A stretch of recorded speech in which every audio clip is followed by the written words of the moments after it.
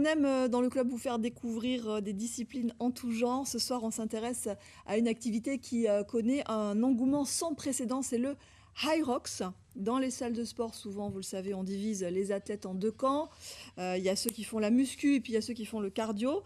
Eh bien, l'High Rocks a changé cette mentalité et ouvre vraiment l'ère de l'athlète hybride, j'ai envie de dire, un sportif qui est à la fois fort et endurant. En deux mots, l'High Rocks, c'est une compétition où on entrecoupe 8 km de course à des exercices. On vous explique tout avec Switch Body qui nous a accueillis. C'est un reportage réalisé avec Christian Danquin et Frédéric Perron. I'm not gonna lie, daughter had gonna yagi, her brain fried. My lady poppin' Zenny, had her lady popping Molly, why she waiting on me? Yogi my area, keep on heading if you want, I drive it like you know. I don't wanna hear you, just trying to know, like I'm Bango, cutting my hair. I just keep going though, so she's gonna make us fly non-stop. 100, 200, multiply, that sounds. Le thème d'aujourd'hui, c'est un travail de seuil, d'accord? Donc on va reproduire des stations qu'on a en Aerox, d'accord? Le numéro 1, on va faire du ski erg. Je vais vous expliquer comment ça fonctionne, mais tout va être fait en 1 minute. Donc numéro 1, ski erg, 1 minute, ok? 1 minute.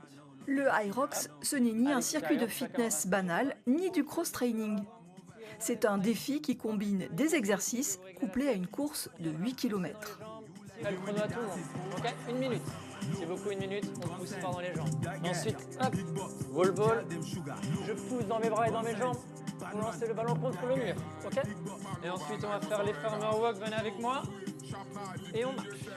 On trottine, on garde la même vitesse du début à la fin, 1 minute, ok? L'Aerox, c'est quand même quelque chose d'assez spécifique dans le sens où c'est quand même les mêmes stations qu'on retrouve à chaque fois, donc c'est vraiment une vraie compétition avec les mêmes.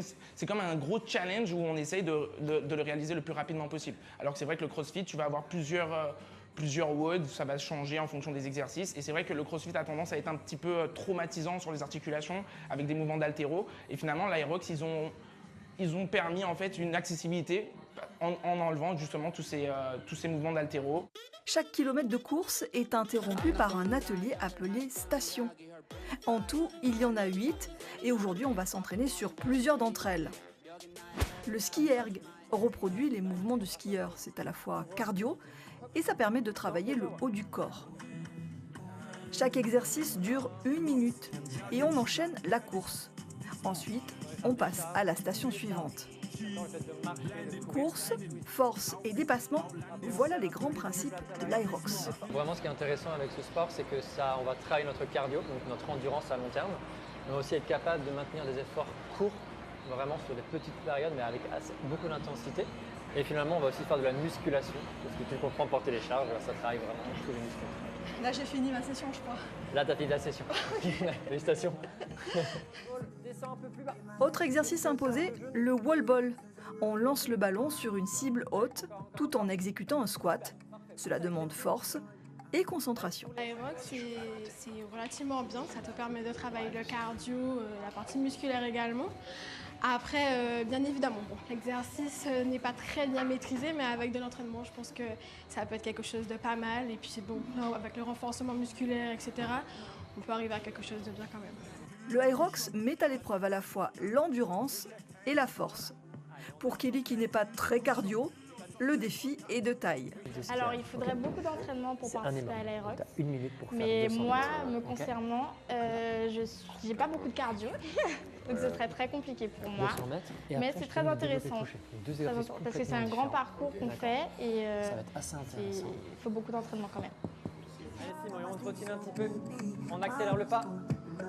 Burpees, fente lestée, il ne faut pas avoir peur de transpirer. Hop, encore vers l'avant, et on marche, on trottine.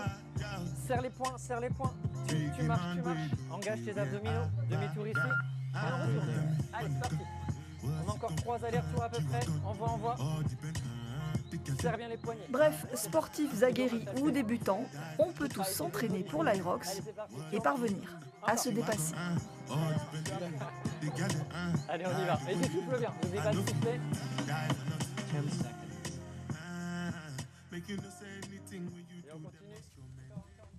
Voilà, en avril dernier, le Grand Palais à Paris a accueilli justement une compétition Aerox avec près de 12 000 participants. C'est la plus grande édition jamais organisée en France pour cette discipline qui est toute récente. Ça fait seulement depuis 2017. Vous avez trouvé ça comment? Je trouve ça bien. Difficile. Oui, je vous confirme, c'est pas simple. On a des gestes simples qui sont accessibles à tous. Ouais.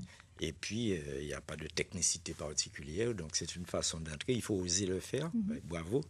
Merci. Et puis, je pense que ce n'est pas trop violent. Donc, ça reconstitue le cardio avec beaucoup de douceur d'entrée là-dedans. C'est pas mal ça. Oui, et puis avec du renforcement musculaire, Et c'est effectivement. pas long. Et ça reproduit un petit peu les gestes du quotidien, le fameux farmer walk. Là, c'est la marche du fermier qui porte un petit peu ces... Voilà. Ouais. Rien de spécifique, mais ça aide à se reconstruire. C'est bien.